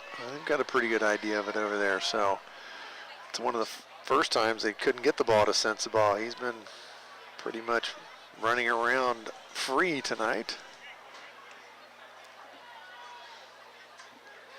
Running back Drake Durst will get the handoff, and he takes a wallop from Blandon Baker. Baker was almost on the ground and almost single-handedly pulled him down with the free arm. I think that's a tackle for a loss there. Bring him down in the backfield. It's a great job by the senior, Blandon Baker, and he's had himself really a nice career for three solid years in that nose tackle spot. He has really made things a lot easier for this Muskie defense for the other 10 guys out there for most of his career. So a 3rd and 12 coming up. This is where you just don't want to do something crazy and turn it over. So. And Lyle looking to throw on 3rd and long over the middle and throws it, behind his receiver. That's behind him. About the Brings up a 4th down and 11. first, maybe second inaccurate pass we've seen from the sophomore QB tonight. The intended target, Cade Hindle. So 4th and 12 now. Ball at the 33 of John Glenn. 4 wideouts, 5 wide now as they go empty backfield. Got him 14 for 19 right now, but almost 400 yards passing. Just a minute and 1 tick gone here in the 4th quarter. And the Scotties looking for a first down here on 4th and 12. Quick screen over the middle. That's Sensabaugh. He's got some room. Aiden Armstrong had him, lost him, spins away from that tackle, rumbles his way to the 20, and that is a first down. WB Green first down for Tri-Valley, and a gain of 13 for Sensabaugh, who adds to his receiving total on the night as well. One of the shortest gains for him tonight.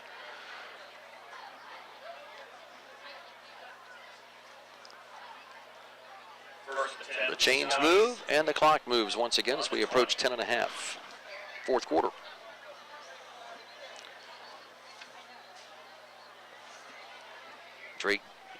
Wallace rather, the handoff. Starts to his right, was bottled up, had to cut back left and then back to the right again.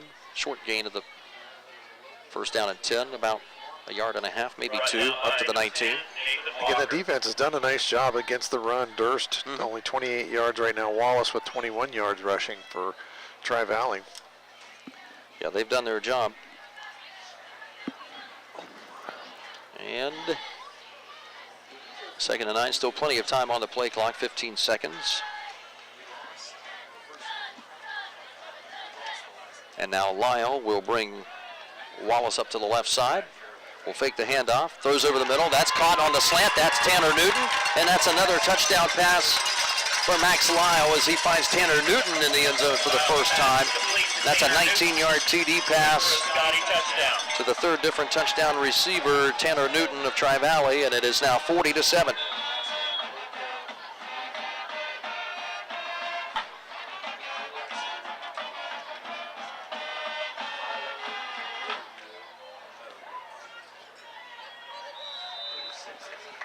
And the PAT is up and good. Extra point by Cody McCullough is Make good. that 6 TD passes for Max Muskies 7. Lyle tonight. 6'4" sophomore quarterback is statistically having himself a night.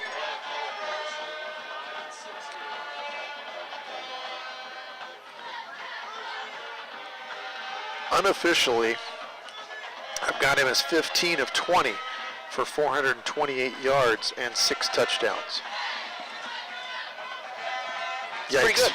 That's pretty good. That's pretty good. Sensible I've got with 6 catches for 251 yards and 3 touchdowns. Walker, 5 catches for 122 yards, 1 touchdown. Newton's got 3 catches for 38 yards and a touchdown. Wallace has got 1 catch for 11 yards. So he spread the wealth here. No doubt. Our Dirtworks of Ohio drive of the game. This is the play, the drive of the game that Dave and Dave really dig. What do we got? What do you think? The Dave and Dave really dig. I gotta go with John Glenn. The first drive of the game. I mean, that was like a legit drive, like you would think of a drive, like multiple first downs, like 4 first downs, and the chains moved and all that kind of stuff. Not just a 1 yard, a two play, one running play and then a 75-yard touchdown pass. That's the only drive I can really think of here. I like it. So that's our Dirtworks of Ohio drive of the game. We'll throw a bone to John Glenn tonight, although they're down 41-7. Got to find a silver lining somewhere. Yep. Ryder Rock returns that kick up to the 31-yard line.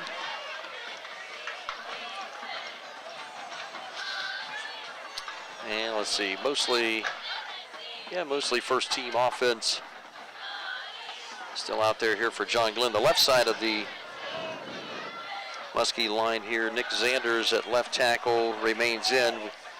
New faces, Kean Barton, freshman at 210 pounds, coming in at left guard. That's Johnson's pass is good. complete Johnson pass out to Walker. to Walker, number 10. And that'll be good enough for a first down. A gain of 12 out to the far sideline. Another WB Green first down. 10 for the Muskies. Not many of them here for John Glenn in this second half. No, there has not been.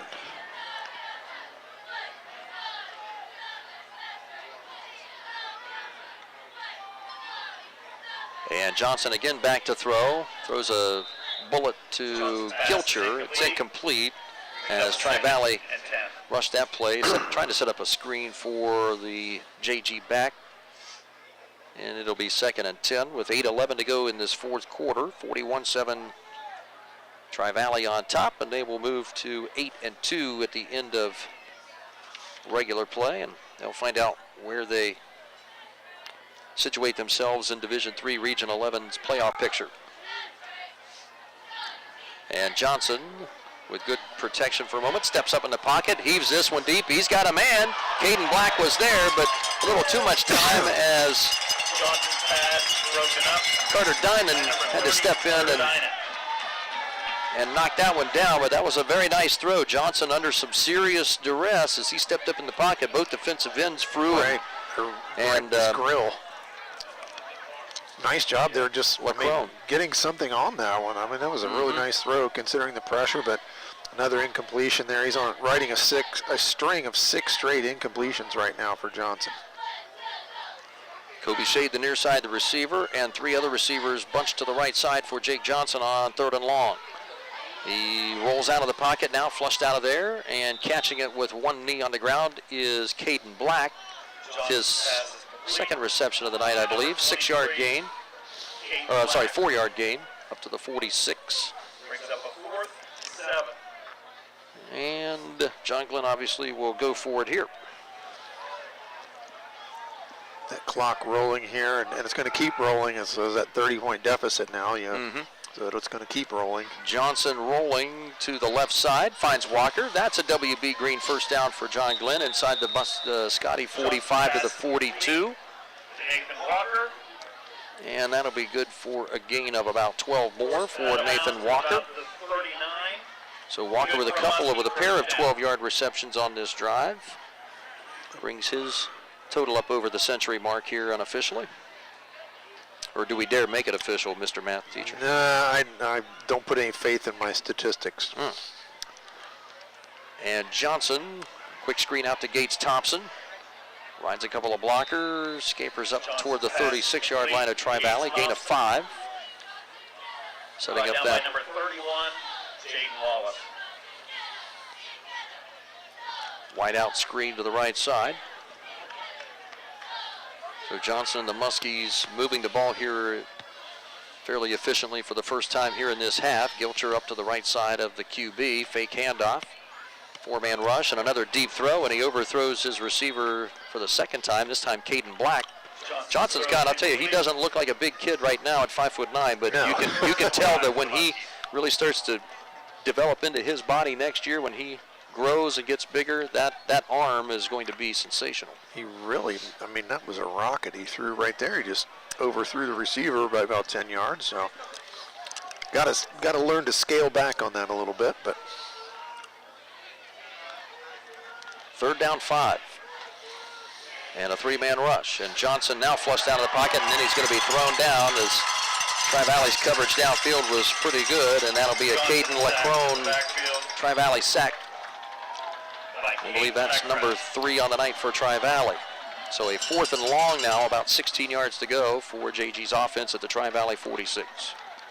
And obviously they're going to be going for it, so see if they can convert a big play here, maybe get another score here before this one closes out.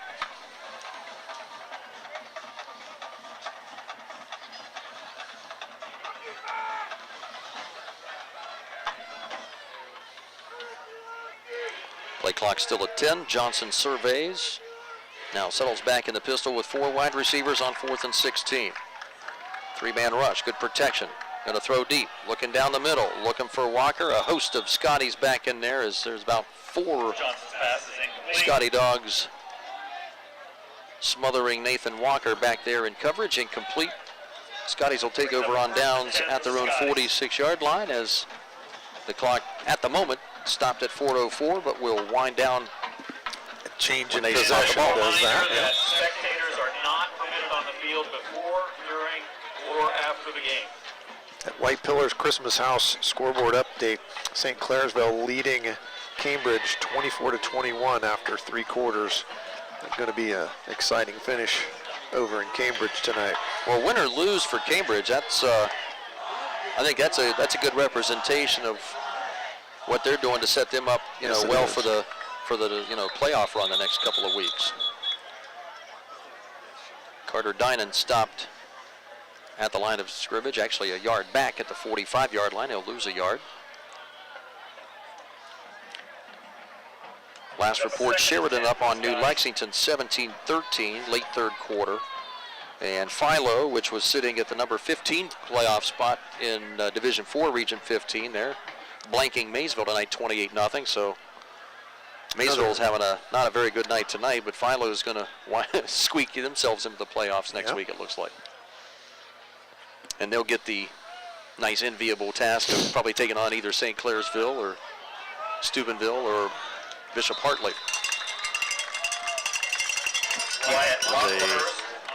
Just don't want to play anybody from the Catholic League. You just don't want to play them in the playoffs. Brings up a 3rd and 6. New quarterback Wyatt Brocklehurst with that run, gain of, call it 5, up to the 49-yard line. First injury timeout we've had here tonight. Muskie down on his back, trying to see who it is. I think it's one of the D linemen. So the clock momentarily stopped at 2:49 here in the 4th quarter. Yep, that's Big Blandon Baker. Senior gets up, that's a good sign. I'll tell you what, as much contact as that young man is seen, for 10 weeks this season. It's a wonder he's not banged up any more than he is. Tough customer. I mean, All right. Plays an awful lot of plays out there in the trenches, and that's just... He doesn't take many off. You just get a physical beating every Friday night inside there, so... Glad he's walking off under his own power, a little, albeit gingerly, but still. Tanner Whiteman now, a sophomore, will come in, 64. Will spell him. Gunnar Fox and Derwachter on the ends for GG's front line. And on the jet sweep, that will be Slade Houston. His first carry, picks up 3 up to the Muskie 48. And a 4th and 4 coming now for the Scotties. And again, lots of new faces there for Coach West. Almost subbed out a whole team. It almost seemed like there a couple plays ago. So Tri-Valley going to actually punt the ball here for the first time. Well, second time. Second time, yeah. Clock approaching 2 minutes. Sends the ball back to punt it away, standing at his own 37, 38-yard line. And Walker deep to receive it. No pressure there. And this one is very high. A wobbler that backspins. It hits a Muskie. And I believe Tri-Valley has come up with the ball at the 29-yard line, as that kick was really short. And it just hung up in the air and then came to a screeching halt. And basically dropped straight down. Did maybe Caden Black came up with it? Most teams usually have some kind of call in that situation and alert everybody to get away from the football, but kind of landed right in the middle of a bunch of people. Maybe Cannon Fox, number 7, came up with the recovery. So fortunately for John Glenn, they at least will maybe get to close out this game with the football, trailing 41-7. Going to get to run a couple plays here before this one winds down here.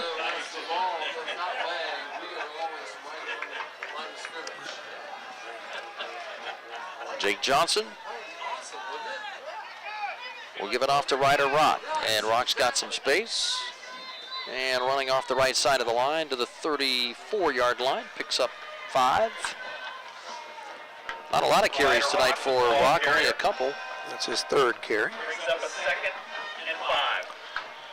All right, buddy. Our West 40 Auto Sales play of the game. You got a plethora to choose from here tonight. Oh my gosh, you think about that for a minute. We'll have your call for that at the end of this 2nd and 5 play. Make my head spin on that one. Well, I could give you a hint as to probably the 2 players it will involve. Yeah. And that's Rock again off the left side. Picks up 2 up to the 37-yard line. Okay, let's have it. West 40 Auto Sales, our play of the game for week number 10. Well, I'm going to just go with the longest yardage one. I'm with you. In the first quarter, 4:49 on the clock, 79-yard touchdown pass from Max Lyle to Sensabaugh, Ashton Sensabaugh, or you know. Yeah, one of several. One of several, but that was the longest one, so that'll be my qualification. All right, I like it. That is our West 40 Auto Sales play of the game. One more play as the final seconds roll off, under 10 seconds. Hand off to Ryder Rock, and he'll be slung down by the Scotties, Peyton Johnson, and that is the final as Tri-Valley now, Dave Hilliard will go to 8 wins and 2 losses on the year. John Glenn, their frustrating season has come to an end at 3-7.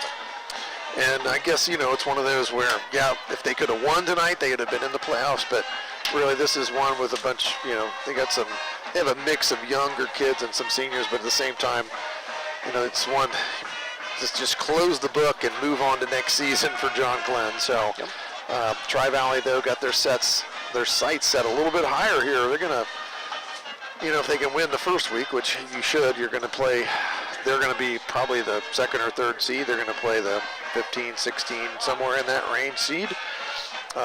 Probably going to play 2 games at home, so, you know, they're looking at, you know, trying to win a couple football games here.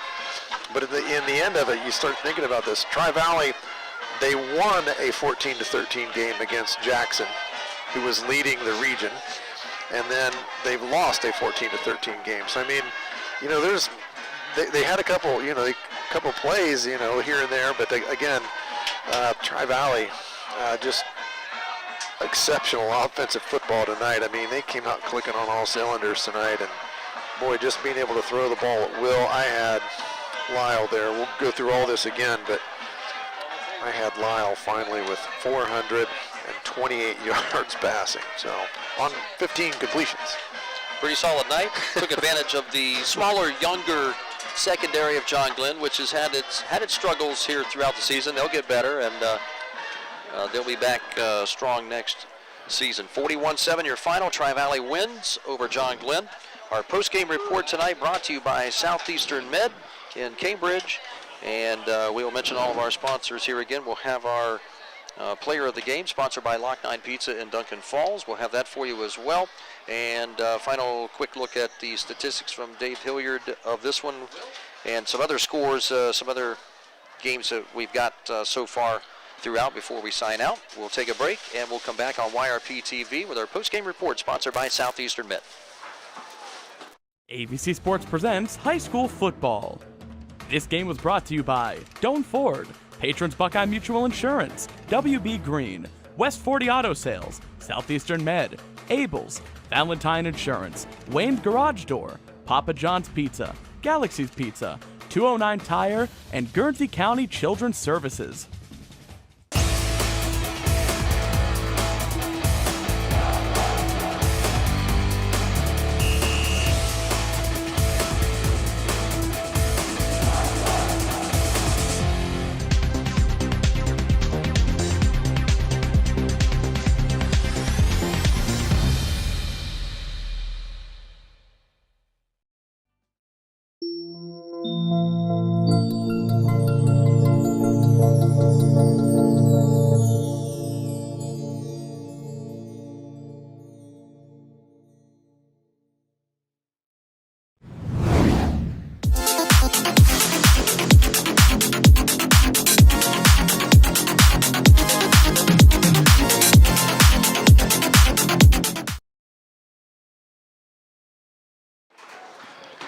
And thanks again to our technical crew, Mideast Digital Media Program crew, McKenna Miller and Cam Summers, for tonight's pictures on our live stream. Thanks for joining us here on YPRtv tonight.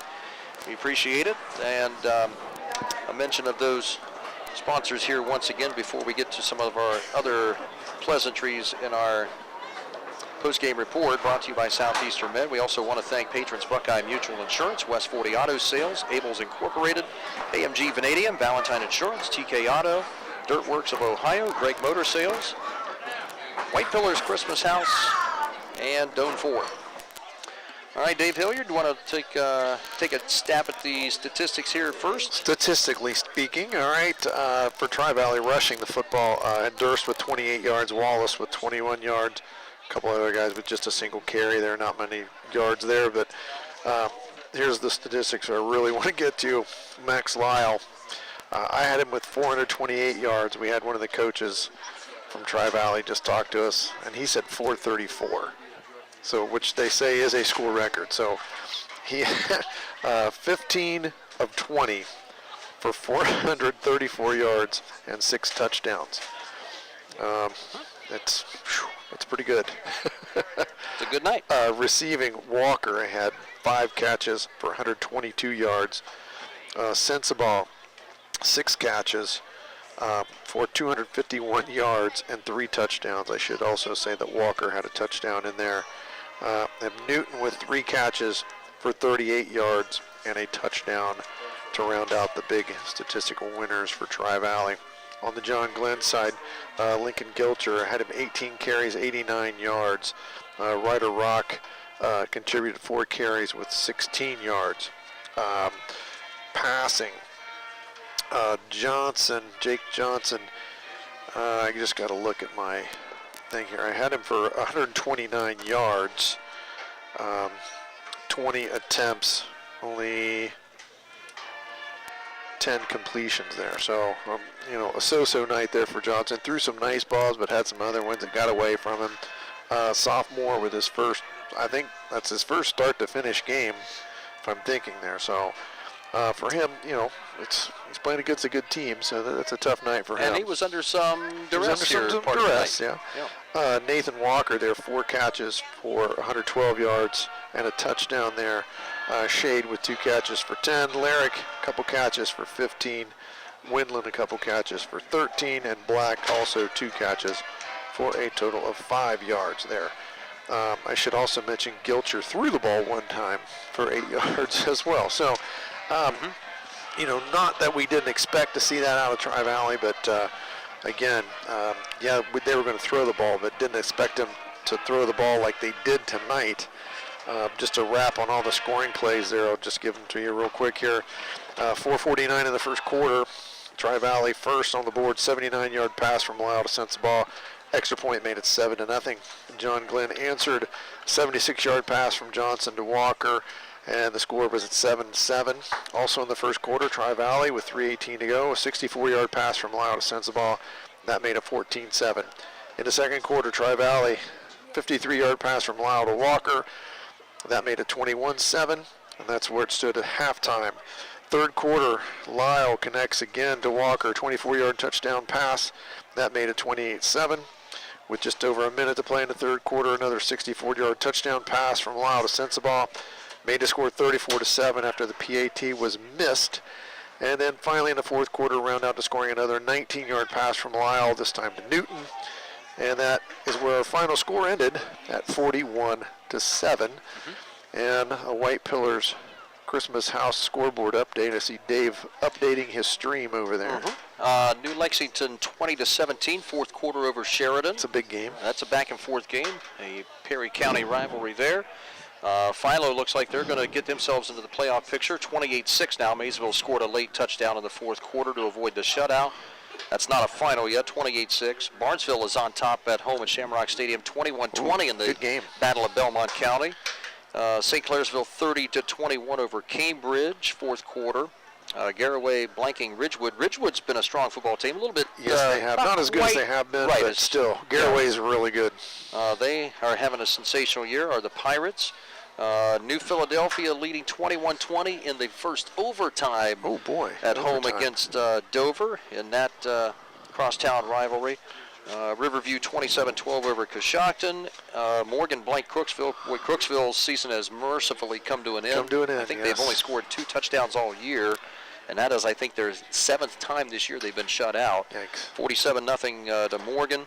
New Cumberstown has had they've had a long time coming before they have had a if Buckeye Trail can come back, they might make the playoffs.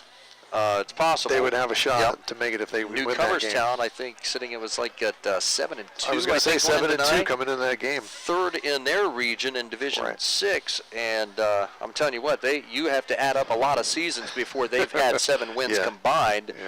So it's good to see that Trojan crew enjoying a fun season for their faithful there in New Cumberstown. Caldwell leading Shenandoah 21-18. That one down in Sarahsville. And let's see. Licking Heights up 20-17 on Licking Valley. Licking Valley's been a perennial playoff power here for a while. West End 54-14 over Meadowbrook. And Indian Valley leads Claymont late fourth quarter 31-7. So those are just some of the other scores around the area that we have here at the current time. So Tri-Valley, number 2, is going to go onto the playoffs here with an 8-2 record right now. Bishop Watterson, number 1, Tri-Valley 2, Jackson 3, Sheridan 4. But as we said, Sheridan down right now, a field goal to New Lexington at home. More importantly, the Hillsboro Indians lead the McLean Tigers 42-21 with 4:13 to go in that one. Now you say more importantly. That's the Highland County Super Bowl. When you're from Highland County like me, Dave, you're going to be rooting for the Hillsboro Indians. Now wait a second. I thought was Hillsboro, was that Austin's alma mater? No. Austin's a northerner. Yeah. Where'd that come from? All right, so we got to look at our Lock 9 Pizza player of the game here, and I know this is going to be a tough choice here for you. I think it's Max Lyle. Well, you may be right. Our Lock 9 Pizza player of the game will receive a free small pizza from the folks down at Duncan Falls. Try their Wangus burgers, unlimited fries, and 100% juicy Wagyu and Angus blend burgers. It's the burger people come back for at Lock 9 Pizza in Duncan Falls, and one of these I Scotty drove past players is gonna have to make a little bit of a trip last weekend to go I get saw it. I was So back there. Max Lyle. Max Lyle, I think. That's a school record he set tonight for passing yardage. He set 434, a little bit more than I had him for, but they're the professionals, so I'll give that to them. So congratulations to Max Lyle, school record.